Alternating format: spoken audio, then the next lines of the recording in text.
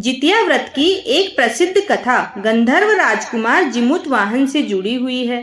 कहा जाता है कि जब जिमुतवाहन के पिता बूढ़े हो गए तो उन्होंने अपना राजपाट अपने बेटों को सौंप दिया और वानप्रस्थ आश्रम चले गए। जिमुतवाहन को राजा बनने का अवसर मिला, लेकिन उन्हें राजगद्दी में कोई दिलचस्पी नहीं थी। उन्होंने राज्य का कामकाज अपने भाइयों को सौंप दिया और स्वयं अपने पिता की सेवा करने के लिए जंगल में रहने लगे। जंगल में रहते हुए जिमुतवाहन का विवाह मलयवती नाम की राजकुमारी से हो गया। एक दिन वे जंगल में घूम रहे थे, तभी उन्हें एक बूढ़ी औरत का जोर जोर से रोने का स्वर सुनाई दिया। वह उनके पास जाकर बोले, माँ, तुम इतनी दुखी क्यों हो? तब उस महिला ने बताया, मैं नागवंश की स्त्री हूँ। मेरा एक ही बेटा है और मैं उसके बिना नहीं जी सकती, लेकिन हमारी प्रतिज्ञा है कि हर दिन हम अपने वंश का एक नाग पक्षियों के राजा गरुड़ को बलि स्वरूप देते हैं। आज मेरे बेटे शंखचूड़ की बारी है। यह सुनकर जिमुतवाहन ने उसे शांत करते हुए कहा, माँ, आप चिंता मत कीजिए। आज आपके बेटे को मैं कुछ नहीं होने दूंगा। उसकी जगह मैं खुद बलि दूंगा। इसके बाद जिमुतवाहन ने उस महिला के बेटे शंखचूड़ से लाल कपड़ा लिया और बलि स्थल पर जाकर लेट गए। जल्द ही पक्षीराज गरुड़ वहां पहुंचे। उन्होंने लाल कपड़े में ढके हुए जिमुतवाहन को नाग समझ लिया और अपनी चोंच में दबाकर पहाड़ की ऊंचाई तक ले गए। उसी समय गरुड़ भी उस पर टूट पड़ा और मांस खाने लगा। जब अतिशय तेजस्वी गरुड़ ने राजा का बायां अंग खा लिया तो झटपट राजा ने अपना दाहिना अंग फेरकर गरुड़ के सामने कर दिया। यह देखकर गरुड़ जी ने कहा, तुम कोई देवता हो? कौन हो तुम? मनुष्य तो नहीं जान पड़ते। अच्छा, अपना जन्म और कुल बताओ। पीड़ा से व्याकुल मन वाले राजा ने कहा, हे पक्षीराज, इस तरह के प्रश्न करना व्यर्थ है। तुम अपनी इच्छा भरकर मेरा मांस खाओ। यह सुनकर गरुड़ रुक गए और बड़े आदर से राजा के जन्म और कुल की बात पूछने लगे। राजा ने कहा, मेरी माता का नाम है सेव्या और मेरे पिता का नाम शालिवाहन है। सूर्य वंश में मेरा जन्म हुआ है और जिमुतवाहन मेरा नाम है। राजा की दयालुता देखकर गरुड़ ने कहा, हे महाभाग, तुम्हारे मन में जो अभिलाषा हो वह वर मांगो। राजा ने कहा, हे पक्षीराज, यदि आप मुझे वर दे रहे हैं तो वर दीजिए कि आपने अब तक जिन प्राणियों को खाया है वे सब जीवित हो जाएं। हे स्वामी, अब से आप यहाँ किसी भी बालक को ना खाएं और कोई ऐसा उपाय करें कि यहाँ जो भी उत्पन्न हो वे लोग बहुत दिनों तक जीवित रहें। धोमे ने कहा कि पक्षीराज गरुड़ राजा को वरदान देकर स्वयं अमृत के लिए नागलोक चले। वहां से अमृत लाकर उन्होंने उन मरे मनुष्यों की हड्डियों पर बरसाया। ऐसा करने से सब लोग जीवित हो गए जिनको कि पहले गरुड़ ने खाया था। राजा के त्याग और गरुड़ की कृपा से वहां वाले का सभी कष्ट दूर हो गया। उस समय राजा के शरीर की शोभा दूनी हो गई थी। राजा की दयालुता देखकर गरुड़ ने फिर कहा, मैं संसार के कल्याणार्थ एक और वरदान हे राजन तुम्हें दूंगा। आज अश्विन कृष्ण सप्तमी से रहित शुभ अष्टमी तिथि है। आज ही तुमने यहाँ की प्रजा को जीवन दान दिया है। हे वत्स, अब से यह दिन ब्रह्म के समान हो गया है, जो मूर्ति भेद से विविध नामों से विख्यात है। वहीं त्रैलोक्य से पूजित दुर्गा अमृत प्राप्त करने के अर्थ में जीवित पुत्रिका कहलाई। सो इस तिथि को जो स्त्रियां उस जीवित पुत्रिका की और कुश की आकृति बनाकर तुम्हारी पूजा करेंगी तो दिनों दिन उनका सौभाग्य बढ़ेगा और वंश की भी बढ़ती होती रहेगी। हे महाभाग, इस विषय में विचार करने की भी आवश्यकता नहीं है।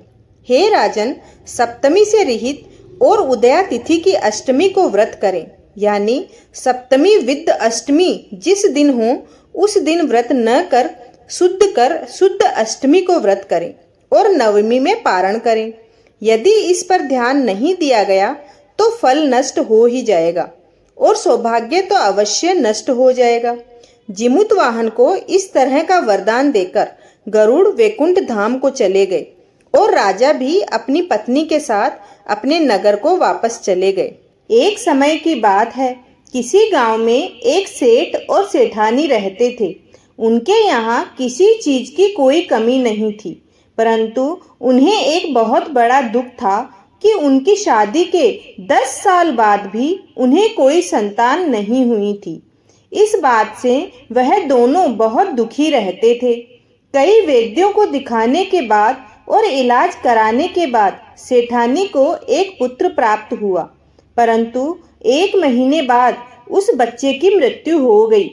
इस बात से सेठ और सेठानी और ज्यादा दुखी रहने लगे। पुत्र के शोक में सेठ जी ने अपना काम धंधा सब छोड़ दिया। धीरे धीरे उनकी धन संपत्ति भी समाप्त हो जाती है। वह दोनों हर समय संतान के वियोग में तड़पते रहते थे। समय के साथ उनके पास कुछ भी नहीं बचा। सेठ की कमाई करने के लिए प्रदेश चले गए। देखते ही देखते दिन महीने में बदल गए और महीने सालों में बदल गए, परंतु सेठ जी वापस नहीं आए। जो थोड़ा बहुत अनाज घर में बचा था वह भी खत्म हो गया। अब सेठानी भी घर से बाहर काम करने के लिए निकलती है और एक मैदान से मिट्टी खोदने का काम करने लगती है। जिस मैदान से सेठानी मिट्टी खोदने का काम करती थी, वहां बहुत सारे बच्चे खेलने आया करते थे। उन्हें देखकर सेठानी बहुत खुश होती और कुछ समय के लिए अपना दुख भूल जाती थी। जब वह वापस अपने घर आती तो फिर वह अपने बच्चों के वियोग में तड़पने लगती। अब वह हर रोज काम पर जाती और मैदान में खेलते बच्चों को देखकर बहुत खुश होती रहती थी। एक दिन सेठानी जब मैदान में मिट्टी खोदने पहुंची तो देखती है कि वहां एक भी बच्चा खेलने के लिए नहीं आया था। यह देख सेठानी को बहुत दुख होता है। उस दिन सेठानी मिट्टी का एक बहुत सुंदर बच्चे का पुतला बनाती है और शाम को काम खत्म कर उस पुतले को लेकर अपने घर आ जाती है। उस पुतले का नाम सेठानी रामू रख लेती है। अब सेठानी उस मिट्टी के पुतले में अपने बच्चे को देखने लगी और उसके साथ खुश रहने लगी। वह उसे खाना खिलाती, कपड़े पहनाती और उसके साथ खेला करती थी। जब भी वह काम पर जाती, उस पुतले को अपने साथ कपड़े में लपेटकर ले जाया करती थी। ऐसे ही समय बीतता गया। एक दिन सेठानी उस पुतले को लेकर जा रही थी।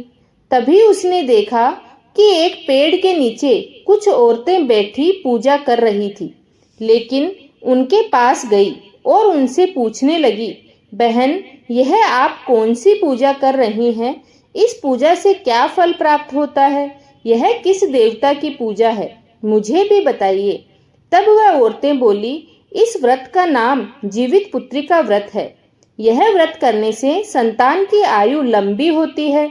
जो महिलाएं विधि विधान से यह व्रत करती है, यदि उनके संतान हैं तो उसे लंबी आयु प्राप्त होती है, और यदि संतान नहीं है तो उन्हें पुत्र रत्न प्राप्त होता है। यह सुनकर सेठानी सोचने लगी, मैं भी अपने पुत्र रामू के लिए यह व्रत करूंगी। अब सेठानी ने मन में ठान लिया कि अगले वर्ष से वह भी अपने पुत्र की लंबी आयु के लिए जीवित पुत्री का व्रत किया करेंगी। समय बीतता है और अगले वर्ष फिर से जितिया का व्रत आता है। तब सेठानी पूरी श्रद्धा और भक्ति भाव से जीवित पुत्रिका का व्रत रखती है। दिन रात जीवित पुत्रिका भगवान से अपने पुत्र रामू की लंबी आयु की प्रार्थना करती है। अगले दिन सेठानी ने जितिया व्रत का पारण पूरे विधि विधान के साथ किया और फिर हमेशा की तरह अपने काम में लग गई।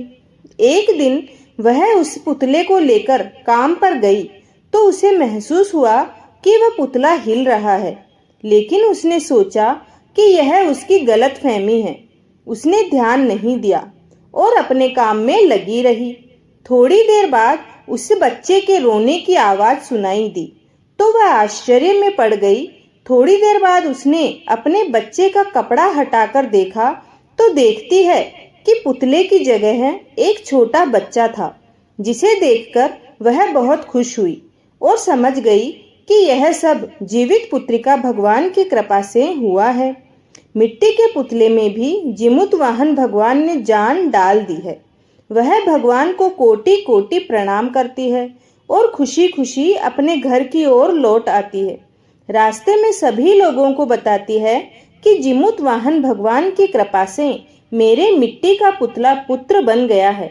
यह सुनकर सब हंसने लगते हैं और कहते हैं, सेठानी अपने पुत्र के वियोग में पागल हो गई है। मिट्टी का पुतला भी कभी जीवित हो सकता है, लेकिन मिट्टी के पुतले की जगह बच्चे को देखकर सब समझ गए कि सेठानी पर जिमुत भगवान की कृपा हुई है। उधर सेठ जी जो कमाने के लिए विदेश गए हुए थे, जिमुतवाहन भगवान की कृपा से उन्हें भी अपनी पत्नी की याद आई, तो वह भी अपना कमाया सारा धन लेकर अपने घर की ओर चल दिए। रास्ते में चोरों ने उनका सारा धन लूट लिया। अब उनके पास कुछ भी नहीं बचा था, सिर्फ 2 रोटी थी जो उन्होंने रास्ते के लिए बांधी थी। जब सेठ जी थोड़ा आगे चले तो रास्ते में जिमुत भगवान एक साधु का वेश धरकर वहां आए और सेठ जी से कहने लगे, बेटा मुझे कुछ खाने को दे दो, मैं कई दिनों से भूखा हूँ, मुझे बहुत भूख लगी है। सेठ जी ने अपने पास रखी दोनों रोटियां उन साधु को दे दी। साधु ने एक रोटी ले ली और एक वापस बांधकर सेठ जी को दे दी और कहने लगे, यह बचा हुआ खाना तुम अपने साथ ले जाओ और अपने घर जाकर अपनी पत्नी के साथ मिलकर खाना। सेठ जी जब अपने घर आए तो देखते हैं उनकी पत्नी एक बच्चे को खिला रही है। बच्चे को देखकर सेठ जी बहुत नाराज हुए और सेठानी पर गुस्सा होने लगे। तब सेठानी ने जिमुत भगवान की कृपा की सारी बात सेठ जी को बता दी। यह सुनकर सेठ जी बहुत खुश हुए। फिर सेठ जी ने रास्ते की सारी बात सेठानी को बता दी और कहने लगे, मुझे बहुत भूख लगी है, मेरी पोटली में एक रोटी बची है, वह मुझे ला दो, उसे खाकर मैं थोड़ा आराम कर लूँगा। सेठानी जाकर जैसे ही पोटली खोलती है तो देखती है कि पोटली में बहुत सारे हीरे मोती, सोने चांदी, जवाहरात आदि भरे हैं। यह देखकर वह चौंक जाती है और सेठ जी से जाकर कहती है, आप तो कह रहे थे कि आपका सारा धन चोरों ने लूट लिया, लेकिन आपकी पोटली में तो ढेर सारा धन भरा है। तब सेठ जी जाकर उस पोटली को खोलकर देखते हैं तो पोटली सोने चांदी हीरे मोती से भरी थी। यह देखकर सेठ जी सेठानी जी से कहने लगे, यह सब तुम्हारा व्रत का फल है, जो तुम्हें पुत्र मिला है और इतना सारा धन दौलत मिला। दोनों मिलकर जिमुत भगवान की जय जयकार करने लगते हैं। धन्यवाद। धार्मिक कथाओं के अनुसार एक विशाल पाकड़ के पेड़ पर एक चील रहती थी। उस पेड़ के नीचे एक सियारिन भी रहती थी। दोनों पक्की सहेलियां थी। दोनों ने कुछ महिलाओं को देखकर जितिया व्रत करने का संकल्प ले लिया और भगवान जिमुतवाहन की पूजा करने का प्रण लिया। लेकिन जिस दिन दोनों को व्रत रखना था, उसी दिन शहर के एक बड़े व्यापारी का निधन हो गया और उसके दाह संस्कार में सियारिन को भूख लगने लगी थी। मृत्यु देखकर वह खुद को रोक न सकी और उसका व्रत टूट गया। पर चील ने संयम रखा और भक्ति भाव व नियम पूर्वक व्रत करने के बाद अगले दिन व्रत का पारण किया। अगले जन्म में दोनों सहेलियों ने एक ब्राह्मण परिवार में पुत्री के रूप में जन्म लिया। उनके पिता का नाम भास्कर था। चील बड़ी बहन बनी और सियारिन छोटी बहन के रूप में जन्मी थी। चील का नाम शीलावती रखा गया। शीलवती की शादी बुद्धिसेन के साथ हुई, जबकि सियारिन का नाम कपूरावती रखा गया और उसका विवाह उस नगर के राजा मलाय केतु के साथ हुआ। भगवान जिमुतवाहन के आशीर्वाद से शीलवती के 7 बेटे हुए, पर कपूरावती के सभी बच्चे जन्म लेते ही मर जाते थे। कुछ समय बाद शीलवती के सातों पुत्र बड़े हो जाते हैं। सभी राजा के दरबार में काम करने लगे। कपूरावती के मन में उन्हें देखकर जलन की भावना आ गई। उसने राजा से कहकर सभी बेटों के सर कटवा दिए। उन्हें 7 नए बर्तन मंगवाकर उसमें रख दिए और लाल कपड़े से ढककर शीलवती के पास भिजवा दिए। यह देखकर भगवान जिमूतवाहन ने मिट्टी से 7 भाइयों के सिर बनाए और सभी के सिरों को उसके सर धड़ से जोड़कर उन पर अमृत छिड़क दिया और उनमें जान आ गई। 7 युवक जिंदा होकर घर लौट आए। जो कटे सिर रानी ने भेजे थे वह फल बन गए। दूसरी ओर रानी कपूरावती बुद्धिसेन के घर से सूचना पाने का व्याकुल हो रही थी। जब काफी देर तक सूचना नहीं आई तो कपूरावती खुद बड़ी बहन के घर गई। वहां सबको जिंदा देखकर वह सन्न रह गई। जब उसे होश आया तो उसने सारी बात अपनी बहन को बताई। कपूरावती को अपने किए पर पछतावा हुआ। भगवान जिमूतवाहन की कृपा से शीलवती को पिछले जन्म की बातें याद आ गई। वह कपूरावती को उसी पाकड़ के पेड़ के पास ले गई और उसे सारी बात बताई। कपूरावती बेहोश हो गई और मर गई। जब राजा को इसकी खबर मिली तो उन्होंने उसी जगह पर जाकर पाकड़ के पेड़ के नीचे कपूरावती का दाह संस्कार किया। भक्तों, यह थी जितिया व्रत कथा। इस व्रत के प्रभाव से शीलवती के 7 पुत्र जो मृत्यु को प्राप्त हो गए थे वापस जीवित हो गए और कपूरावती के पुत्र होने के बाद भी वह निपुत्री ही बनी रही और अंत में एक मौत को पाने के बाद उसकी लीला समाप्त हो गई। धन्यवाद।